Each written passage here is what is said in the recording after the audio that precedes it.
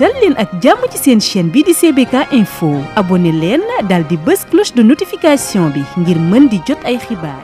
Bonjour et bienvenue. Les inquiétudes relatives à l'éruption de violence notées la veille en lien avec la situation de l'opposant Ousmane Sonko, conduit de force à son domicile par les forces de l'ordre qui l'y maintiennent occupé de son entourage et du monde. Certains journaux parlant même de blocus, caravane de la liberté transformée en caravane de la BIP. Le leader du parti Pastef Patriote du Sénégal pour le travail, l'éthique et la fraternité avait lancé une caravane à partir de Ziguinchor vendredi avec l'ambition de sillonner plusieurs villes pour rallier Dakar, la capitale du Sénégal. Son initiative a été annulée par les forces de l'ordre qui l'ont arrêté et encadré jusqu'à son domicile où il est surveillé et coupé du monde de son entourage et de ses partisans. Sonko, ramené à Dakar et isolé dans son domicile, relève Libération. Quotidien selon lequel le véhicule du leader de Pastef a été intercepté dimanche vers 13h à hauteur de Thiako dans le département de Koungheul par une équipe mixte du GIGN, de la BIP, des gendarmes et policiers d'élite. Ousmane Sonko a été acheminé dans son domicile complètement barricadé. Celui-ci revient pour dire que force restera à la loi. Ses visiteurs conduits et ceux qui étaient avec lui au moment de son interpellation placés en garde à vue à la brigade de recherche de Kaolack. Écrit Libération. Sonko enfermé chez lui à la cité Keur Gorgui, renchérit le quotidien Le Peuple. Confinement total. Couvre-feu pour Sonko, le Kadiadjoumagne. Souligne le journal Le Quotidien. Il renseigne que les leaders du F24, la nouvelle plateforme mise en place pour contester une éventuelle candidature du président Sall pour un troisième mandat, ainsi que les avocats de Ousmane Sonko ont été empêchés d'accéder à son domicile. Plusieurs journaux signalent qu'en raison de cette situation, des affrontements ont éclaté à la cité Keur Gorgui avant de se propager dans d'autres quartiers de Dakar. Blocus et Sonko, feu à Dakar, titre Rewmi Quotidien. Entre Essofour et escarmouche opposant forces de l'ordre et partisans de l'opposant, Dakar a vécu au rythme de la tension, particulièrement à cité Keur Gorgui et alentour, rapporte Sud Quotidien. Le Témoin Quotidien de son côté fait observer Dakar renoue avec la violence. Le journal détaille ensuite les dégâts enregistrés, les maisons des ministres Serigne Mbaye Thiam, Abdoulatif Coulibaly et Matarba incendiés, les deux bus de Dakar Demdik brûlés à Liberté 6, des installations du BRT bus rapide transit vandalisés, les quartiers Liberté 6, Sacré-Cœur 3 et VDN subit la furie des manifestants. Les partisans de Sonko brûlent partout. Las Dakar en folie, renserie Bës Bi Le Jour. Avant de lister d'autres domiciles et de proches du pouvoir incendiés, il signale aussi plusieurs arrestations, dont celle de Aliou Sané du F24, la plateforme dite de lutte des forces vives de la nation regroupant des partis politiques d'opposition, organisations de la société civile, syndicats ou personnalités indépendantes opposées à une éventuelle candidature du président Macky Sall pour un troisième mandat ou dit-on un second quinquennat. Venus apporter leur soutien et leur solidarité à Sonko, les leaders de Yewwi du F24 et des députés ont été dispersés à coups de gaz lacrymogène et contraints de rebourser semé, rapporte l'info. Critique de se demander, va-t-on vers le chaos? Le journal laisse ainsi entendre que le Sénégal est à 48 heures d'un chaos imprévisible. En allusion au 1er juin, jour auquel devrait être connu le verdict du procès de l'opposant Ousmane Sonko, accusé de viol répété et menace de mort par une masseuse nommée Adji Raby Sarr. Si la tension et la violence sont à l'ordre du jour, depuis la tenue du procès, c'est dans 48 heures que les Sénégalais seront édifiés sur le sort du principal leader de l'opposition, ajoute la même publication. Pendant que le quotidien Enquête avertit contre une montée des périls, d'où cet appel du quotidien 24 heures, il faut siffler l'accalmie. Terminons avec Le Soleil, loin de cette atmosphère troublée, ouvre son édition sur la 35e édition du pèlerinage marial de Popenguine qui a pris fin lundi dans cette cité religieuse. Popenguine étreint son sanctuaire neuf, affiche le journal, au sujet de ce bijou d'un coût de 2,926 milliards de francs CFA, réalisé dans le cadre du programme spécial pour les sites et cités religieuses initié par le président de la République. Qu'Allah le Tout-Puissant accepte les prières et que la paix règne dans notre pays, le Sénégal, Sunugal. À votre livreur et bonne lecture.